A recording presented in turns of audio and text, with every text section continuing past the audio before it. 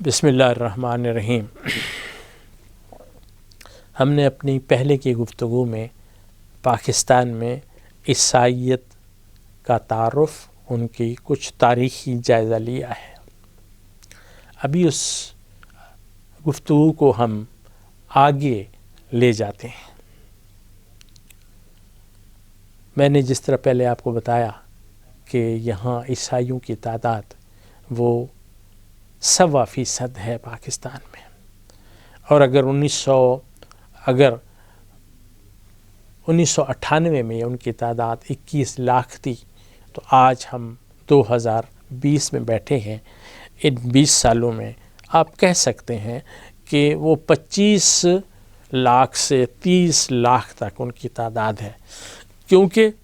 یہاں عیسائی کس طرح بڑھے؟ وہ نیچرل طریقے سے بڑھے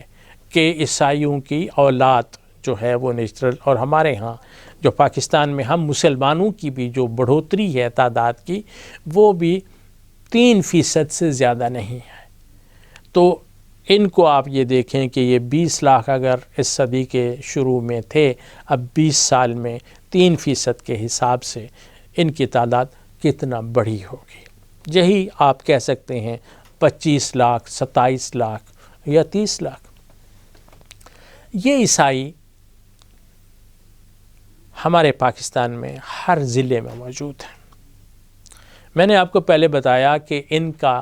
کی بڑھوتری ہے وہ ایک نیچرل، جس طرح خاندان کے اندر اضافہ ہوتا ہے، افزائش نسل ہوتی ہے، اسی کے مطابق ہے۔ لیکن دوسرا پہلو بھی اس کا دیکھنے کے لائق ہے، جس سے ہمیں سبق سیکھنا چاہیے، اور اس سے میری مراد ان کی تبشیری سرگرمیاں ہیں،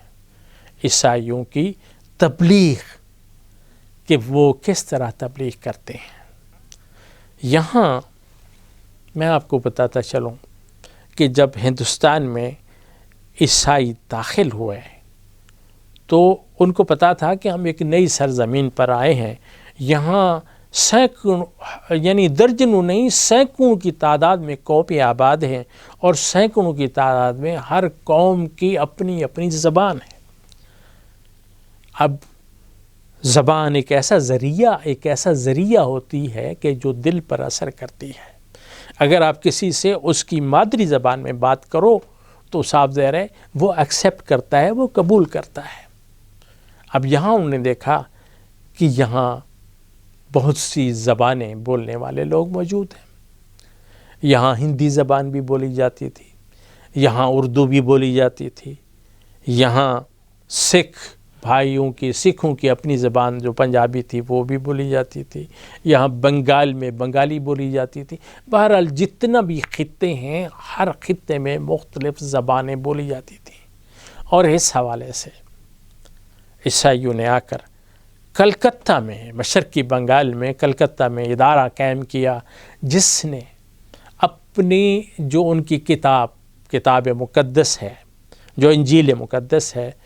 اس کے تراجم کرنے شروع کر دیے، تاکہ یہاں کے رہنے والے جو لوگ ہیں ان کی زبان میں ان کو انجیل مقدس میسر آ جائے۔ اور 1810 سے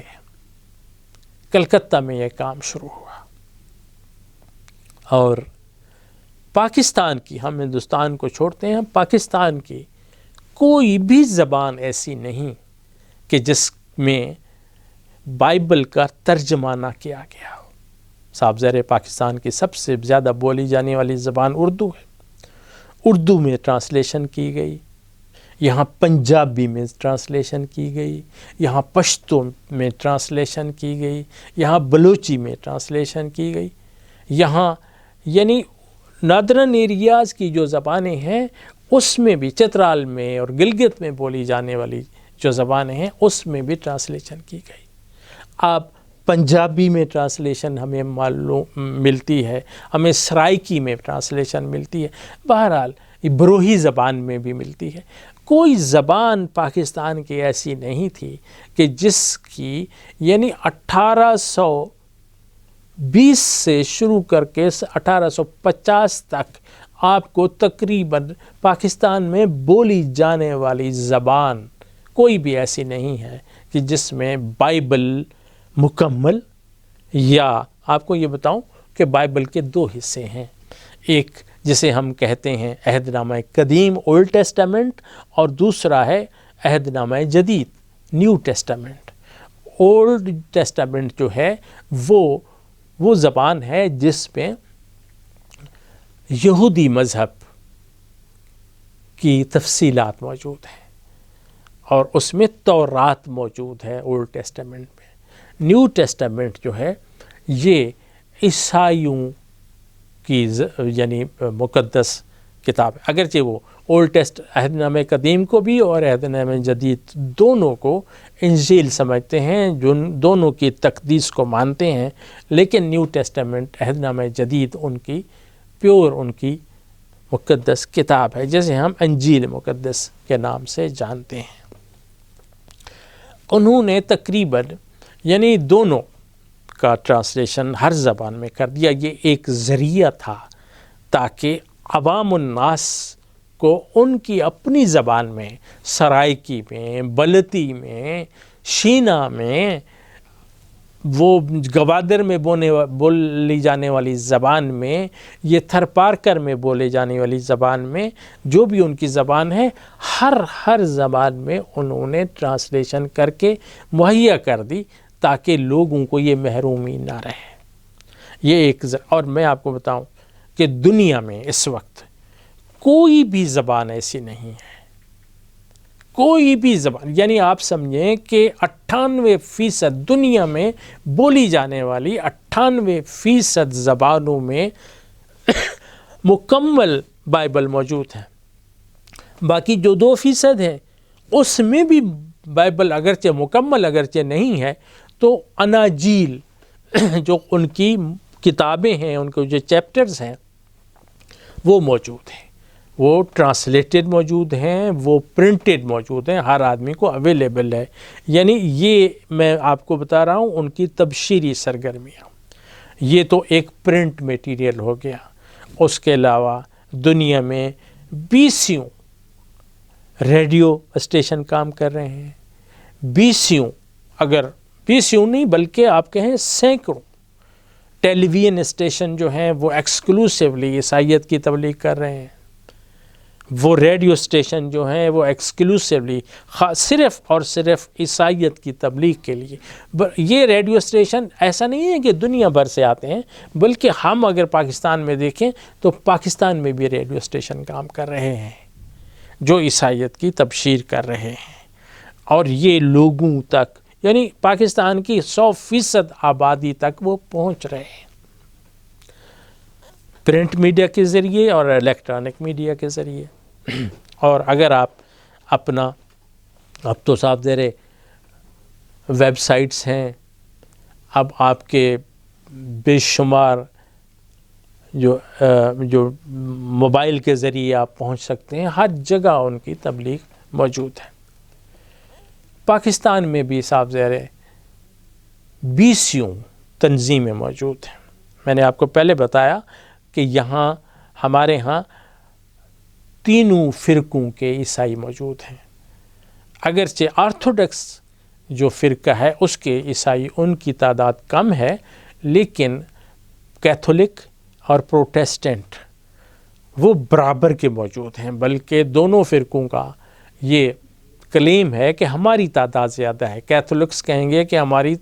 تعداد زیادہ ہے، اور پروٹیسٹنٹ کہتے ہیں کہ ہماری تعداد زیادہ ہے۔ البتہ جو کیتھولک عیسائیت ہے وہ بہت آرگنائزڈ عیسائیت ہے ہمارے ہاں، کیونکہ کیتھولک جو ہیں ان کا مرکز دنیا میں ویٹیکن روم میں ہے، اٹلی میں ہے، وہاں جو پاپائے اعظم ہیں ان کے یہ پیروکار ہیں، ان کے جو پیروکار ہیں ان کو ہم کیتھولک عیسائی بولتے ہیں۔ اور کیتھولک عیسائیوں نے پاکستان میں ہی نہیں، دنیا کے ہر ملک میں اپنا ایک سفیر بھیجا ہوتا ہے۔ یہاں اسلام آباد میں بھی جو ویٹیکن سٹی جو ہے، جو عیسائیت کا دنیا بھر میں مرکز ہے، اس کے سفیر یہاں بیٹھتے ہیں جو عیسائی دنیا کے عیسائیوں کے حقوق کے تحفظ کے لیے یہاں بیٹھتے ہیں، جو سفیروں کا کام ہوتا ہے۔ ایک تو یہ ڈپلومیٹک ریلیشن ہے، دوسرا ان کی آرگنائزیشن ہے۔ یہاں پاکستان وہ ایک جو ہے، یہاں ان کا ایک نمائندہ بیٹھتا ہے جسے بولتے ہیں آرک بشپ، یعنی پاکستان میں عیسائیوں کا جو مذہبی ہیڈ ہے وہ آرک بشپ ہوتا ہے، اور وہ بیٹھتے ہیں کراچی میں، جسے بولتے ہیں آرک ڈایوسی۔ وہ آرک ڈایوسی کے تحت اور آرک بشپ کے تحت پاکستان میں پھر ان کو مزید انہوں نے تقسیم کیا ہے کیتھولک عیسائیوں نے، جسے وہ ڈایوسی بولتے ہیں۔ یعنی آپ یہ سمجھیں گے کراچی کی ڈایوسی ہے، حیدرآباد کی ڈایوسی ہے، کوئٹہ کی ڈایوسی ہے، لاہور کی ڈایوسی ہے، رائے ونڈ میں ڈایوسی ہے ان کی، پنڈی میں ان کی ڈایوسی ہے، پشاور میں۔ تو اس طرح انہوں نے ڈویژن مزید کر کے ہر ڈویژن میں وہاں ایک آدمی مقرر کیا ہوتا ہے جس سے وہ بولتے ہیں بشپ، یعنی ڈایوسی میں ہے وہ بشپ، اور جو آرک ڈایوسی ہے اس میں ہے آرک بشپ۔ تو یہ ان کی مذہبی تنظیم ہے۔ اور کیتھولک عیسائی جو ہیں وہ صاحب زیر اپنے ان سے رابطہ رکھتے ہیں، اپنے بشپ سے رابطہ رکھتے ہیں اور ان سے رہنمائی حاصل کرتے ہیں۔ اور ان کے مزید نمائندے جو آپ گلیوں محلوں میں دیکھتے ہیں، ان کے جو چرچ ہیں، چرچ میں ان کے نمائندے وہ ان لوگوں کی مذہبی خدمات سر انجام دیتے ہیں، اور اتوار کے دن جو ان کی عبادت ہوتی ہے اس میں وہ لوگوں کی رہنمائی کرتے ہیں۔ آپ کو پتہ نہیں کبھی موقع ملا ہے وہاں جا کر ان کی عبادت کو دیکھنے کا تو یا نہیں، لیکن آپ اگر جا کر دیکھیں تو اتوار والے دن عیسائی کیتھولکس مرد بھی اور عورتیں بھی، بچے بھی وہاں اکٹھے ہوتے ہیں، اور بائبل سے پڑھا جاتا ہے، بائبل کی تلاوت کی جاتی ہے، اور پادری صاحب جو ہیں بائبل کی تعلیمات کے مطابق لوگوں کی رہنمائی کرتے ہیں۔ ایک بڑا فنکشن جو ہمیشہ ان کا قائم رہتا ہے وہ ان کے عقیدے کے مطابق وہ یہ ہے کہ اگر کسی عیسائی فرد سے، چاہے عورت ہے یا مرد ہے، اگر کوئی لغزش ہو جائے، کوئی گناہ سرزد ہو جائے، تو اس کا فرض ہے کہ وہ اپنے پادری کے پاس جائے اور جا کر پادری کے سامنے اپنے اس گناہ کی وہ جا کر اعتراف کرے۔ اور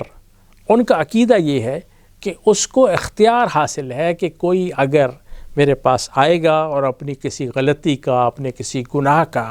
اعتراف کرے گا تو مجھے یہ اختیار ہے، کیونکہ میں اللہ کا، خدا کا نمائندہ ہوں۔ خدا کے نمائندے صاحب زیر وہ حضرت عیسیٰ تو ان کے نزدیک خدا تھے، تو جو پاپا اعظم ویٹیکن میں بیٹھے ہیں وہ ان کے نمائندے ہیں یہاں، اور وہ ان کو اختیار حاصل ہے کہ وہ لوگوں کے گناہ معاف کر دیں۔ اور وہ انہوں نے، کیونکہ ان کے نمائندے اب پاکستان میں آرک بشپ ہیں اور بشپ کے بعد بشپ ہیں، تو یہ سارے خدا کی نمائندگی کرتے ہیں، اور جو ہمارے محلے میں جو چرچ ہے اور ان کا جو پادری صاحب ہیں ان کو بھی یہ اختیار حاصل ہے۔ تو ایک عام عیسائی جو ہے وہ بشپ کے پاس جا کر اپنے گناہ کی جا کر تسلیم کرتے ہیں، اعتراف کرتے ہیں، اور انہیں ریکویسٹ کرتے ہیں کہ خدا را آپ کا کیونکہ اختیار ہے تو اس کی اختیار کی بنیاد پر جو ہے مجھے معافی دلوائی جائے۔ یہ عیسائیوں کے چرچوں میں جو بھی لوگ جاتے ہیں، یہاں ہمارے ممالک میں جو لوگ جاتے ہیں، اس کی بڑی وجہ یہ ہے کہ لوگ وہاں جا کر انفرادی طور پر پادری صاحب کے ہاں اعتراف گناہ کرتے ہیں، اپنی بخشش کرواتے ہیں، یا جب وہ اٹینڈ کرتے ہیں تو ان کی مذہبی اسپرٹ جو ہے قائم رہتی ہے، ان کا تعلق اپنے مذہب کے ساتھ، اپنے عقیدے کے ساتھ وہ مستحکم رہتا ہے۔ یہ کیتھولک عیسائی لوگ ہیں۔ دوسرا ہمارے میں نے جس طرح بتایا پروٹیسٹنٹ بھی ہیں، اور پروٹیسٹنٹس کا کوئی اس طرح کا اتنا وہ آرگنائزیشن نہیں ہے. لیکن یہ ہوا کہ جب پاکستان سے علیحدگی ہوئی، مشرق پاکستان کی سقوط ڈھاکہ ہوا، تو یہ ہوا کہ انہوں نے پروٹیسٹنٹ جو آرگنائزیشن تھیں، اچھا یہ ساری پروٹیسٹنٹ آرگنائزیشن جو ہیں یہ سمجھیں کہ مشنری آرگنائزیشنس ہیں. کیتھولکس بھی مشنری ہیں، اپنے دین کی تبلیغ کرتے ہیں، اپنے مذہب کی، اور پروٹیسٹنٹ تو آتے ہی یہاں اس لیے ہیں کہ اپنے مذہب کی ترویج کریں. جس طرح میں نے آپ کو بتایا جو اس کا واقعہ ہوا سیالکوٹ میں، تو وہاں جو وہ پادری صاحب بیٹھے تھے وہ پریسبیٹیرین چرچ کے تھے. تو اچھا پریسبیٹیرین چرچ ہے، چرچ آف پاکستان ہے، اور پھر چرچ آف انگلینڈ ہے. یہاں بے شمار یعنی یہ دسیوں ان کے وہ چرچ کام کر رہے ہیں، وہ مشنریز سوسائٹیاں کام کر رہی ہیں، اور وہ پاکستان صاحب سے پاکستان بننے سے پہلے بھی کام کر رہے تھے یہ لوگ. اب ان سقوط ڈھاکہ کے بعد جب یہ پاکستان اور بنگلہ دیش علیحدہ ہو گیا، تو یہاں کے پروٹیسٹنٹ عیسائیوں نے اپنے آپ کو آرگنائز کر کے اپنی آرگنائزیشن کا نام انہوں نے رکھا چرچ آف پاکستان. اور کیونکہ یہ مختلف علاقوں میں یہ کام کر رہے تھے اپنی تبشیر کا، تو اب یہ کیا کہ انہوں نے الاٹ کر دیے ایریے ان مختلف آرگنائزیشنز کو، ان تبشیری جو ہیں مشنز کو، آپس میں انڈرسٹینڈنگ کر لی کہ ساری ایجنسیاں جو مشن کی ایجنسیاں ہیں وہ ایک ہی جگہ پر نہ کام کرتی رہیں، ہمیں چاہیے کہ سارے پاکستان میں پہنچیں. تو انہوں نے 1973 میں آ کر، جیسے وہ کہتے ہیں کمیٹی آرگنائزیشن کے ذریعے سارے پاکستان کو تقسیم کر لیا اور الاٹ کر دیا کہ فلاں جو پریسبیٹیرین ہے وہ اس علاقے میں کام کریں گی، اور یہ پٹھانز مشن جو ہے وہ اس پٹھانوں کے ایریا میں کام کرے گا، یہ چرچ آف پاکستان کے جو، اور اس کی نگرانی ہوگی. اور ایک انٹرنیشنل چرچ ہے، اس کو کہا کہ آپ نے کام کرنا ہے یہ تھل کے ایریا میں، مظفر گڑھ میں، ڈیرہ غازی خان میں، راجن پور میں. تو مطلب یہ ہے کہ بڑے جو ان کے تنظیمیں تھیں وہ کیونکہ پہلے سے کام کر رہی تھیں، تو ان کو انہوں نے پھر تقسیم کر دیا، ذمہ داری لگا دی کہ یہ جو مشن ہے وہ یہاں کام کرے گا، یہ یہاں کام کرے گا، یہ یہاں کام کرے گا.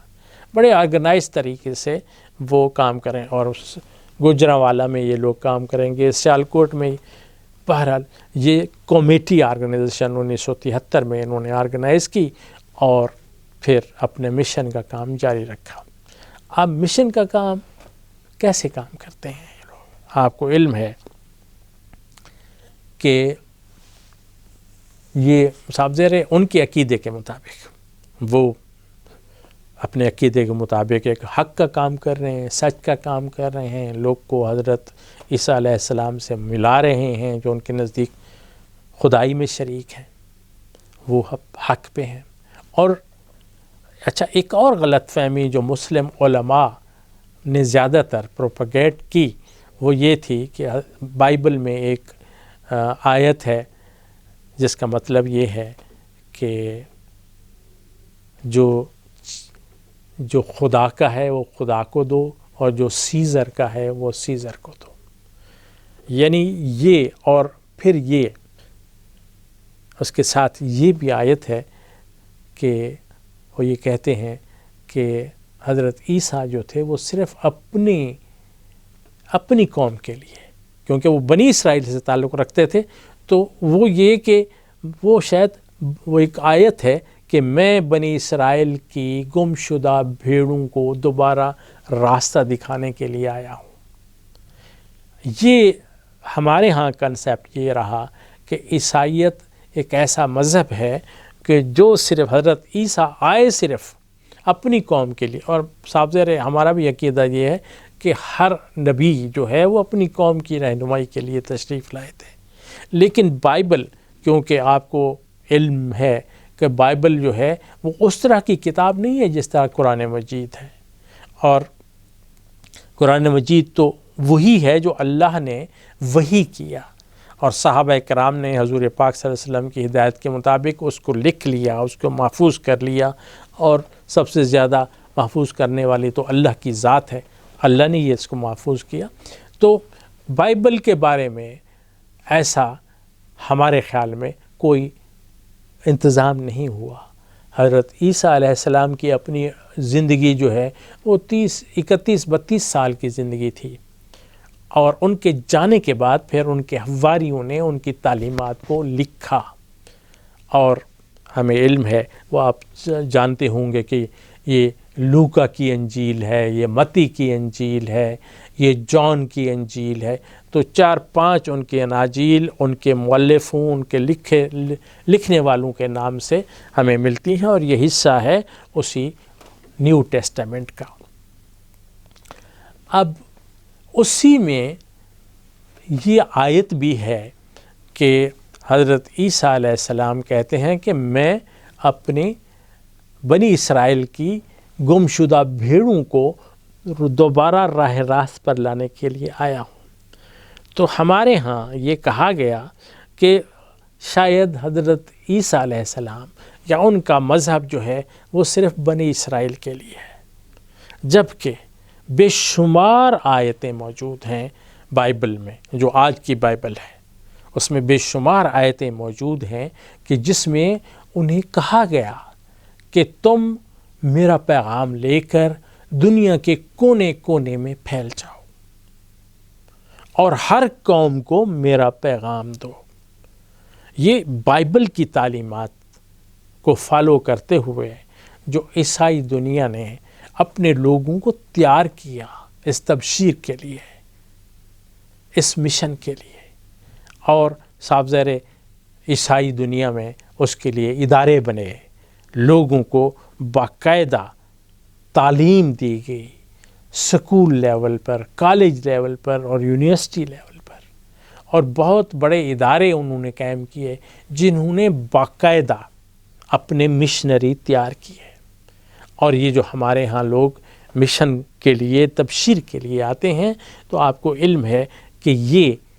مغرب سے آتے ہیں، اور ان اداروں سے یہ تعلیم یافتہ ہوتے ہیں، گریجویٹ ہوتے ہیں، پی ایچ ڈیز کر کے آتے ہیں، اور آنے سے پہلے یہاں کے کلچر کے بارے میں بھی ان کو بتایا جاتا ہے کہ ایک آدمی یا ایک خاتون جو ہے وہ اگر حضرت عیسیٰ کے پیغام کو عام کرنے کے لیے نکلی ہے، کہاں جائے گی؟ وہ ہندوستان میں جائے گی، وہ جاپان میں جائے گی، وہ چین میں جائے گی، یا وہ افریقہ میں، بہرحال جہاں جہاں وہ جائے گی تو وہاں کے کلچر کے بارے میں، وہاں کے رسوم و رواج کے بارے میں، وہاں کی زبان کے بارے میں، تو وہاں کے لوگوں کے مزاج کے بارے میں ان کو باقاعدہ تربیت دی جاتی ہے، تیار کیا جاتا ہے۔ تو جو مشنریز آپ دیکھتے ہیں ہمارے ہاں پاکستان میں، جو خواتین ہیں یا مرد ہیں، جو ہسپتالوں میں کام کر رہے ہیں یا سکول انہوں نے قائم کیے ہیں، کالج قائم کیے ہوئے ہیں، تو یہاں جب ہم ان سے ملتے ہیں اسپتالوں میں تو وہ ڈاکٹر بھی ہوتے ہیں، لیکن اس کے ساتھ ساتھ جب آپ ان سے گفتگو کرتے ہیں تو وہ آپ کے ساتھ آپ کی زبان میں گفتگو کر رہے ہوتے ہیں۔ اور آپ کو علم ہے کہ زبان ایک ایسا ذریعہ ہے کہ جو براہ راست دل و دماغ پر اثر کرتا ہے۔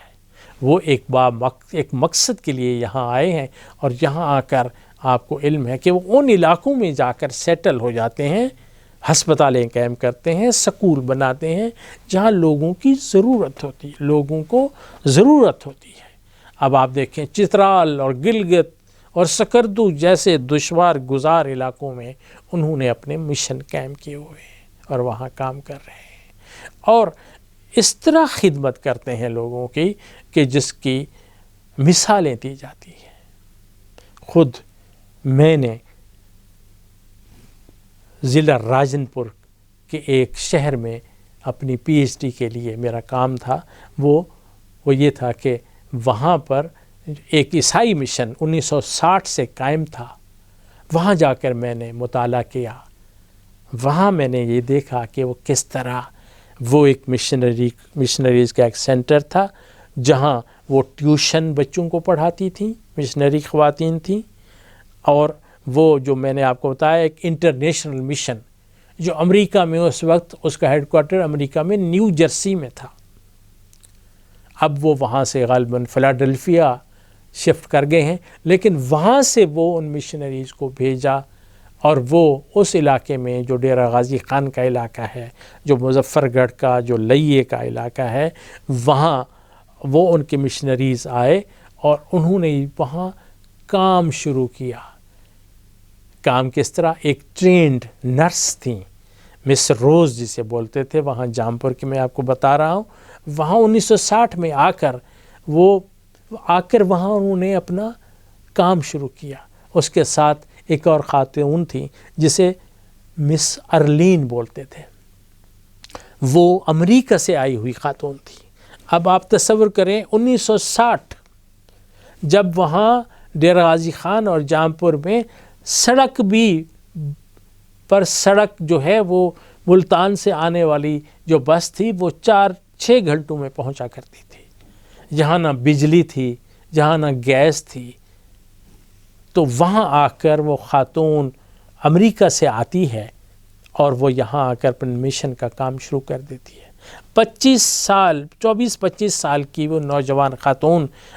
اپنے ایک ڈیولپڈ سٹی نیو یارک کو چھوڑ کر جیسس کے لیے، اپنے مذہب کے لیے یہاں آ کر بیٹھتی ہے۔ نہ بجلی ہے، نہ پانی ہے، نہ گیس ہے، نہ سڑک ہے، نہ ٹیلی فون ہے۔ اس نے 1960 میں اس کی انٹری ہوئی اور 1990 میں اس نے وہ شہر چھوڑا۔ 30 سال اپنی جوانی کے 30 سال اس نے اس میں لگائے، اور صاف ظاہر ہے اللہ کی سنت تو یہ ہے نا کہ وہ جو محنت کرتا ہے اللہ کسی کی محنت کو رائے گاہ نہیں کرتا۔ اور جب 1994 میں میں نے اس علاقے کا دورہ کیا اور وہاں میں نے جا کر لوگوں سے معلومات لیں عیسائی مشن کے حوالے سے، تو میں نے دیکھا کہ لوگوں کی جو بیٹھک ہے